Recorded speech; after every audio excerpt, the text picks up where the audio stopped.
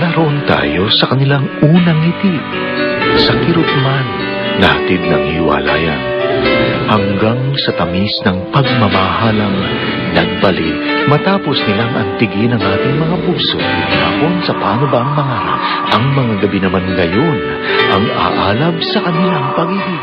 Siya si Eliza, simple, mabait, mapagbigay. Lumaki siya kasama ang ina dahil lihim sa pamilya ng kanyang ama ang kanyang pagkatao. Ngunit darating ang panahon na makikilala niya ang mga ito at ang kapatid na mayroon pala siya, ang magiging kaagaw niya sa pag-ibig na magpapaligaya sa kanya. Siya si Michael, anak mayaman pero mapagkumbaba. Itatakda siyang ikasal kay Sofia Montemayor. Subalit ang kapatid nitong si Eliza pala ang babaeng kanyang inibig noon at pinilit na hiwalayan.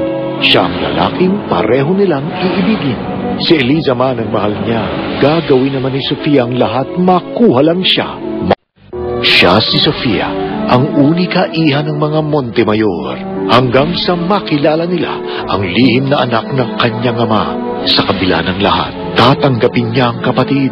Subalit pag natuklasan niyang si Eliza ang kaagaw niya sa pag-ibig, gagawin niya ang lahat para matupad ang ligaya ng puso niya.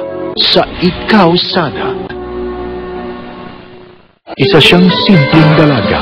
Andito na yung mga nagbigay sa atin ng libro. Ako nga pala si Michael. Kinagagala kitang makilala, Michael. Na masalimuot ang pag-ibig na mararanasan. Ano bang apelido ng Michael na yan? Olivares po. Michael Olivares. Dahil ang lalaking mamahalin, ikakasal na pala sa kanyang kapatid. Sa ikaw sana. Ngayong Lunes na sa GMA Telebaban.